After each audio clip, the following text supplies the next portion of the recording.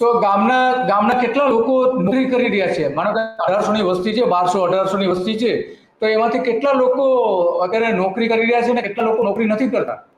અત્યારે સાહેબ એમાં એવું છે કે રિલાયન્સ ની 80% જમીન છે, એને ખાટા દીઠ લીધા, સર્વે નંબરમાં નહીં લીધા.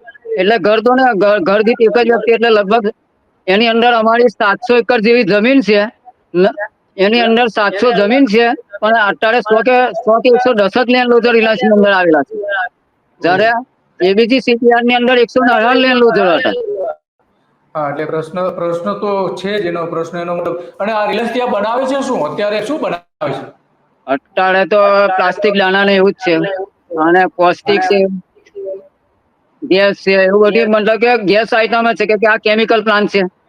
એટલે રાતના ઊંઘવું તો મુશ્કેલ જ છે આ જાગેશ્વર ગામને. તો જાગેશ્વર ને આજુબાજુના દહેજ, લખીગામ, લુવાડા, અંબેટા, સુવા, આજુબાજુના બધા જ ગામને આ નડતરરૂપ છે.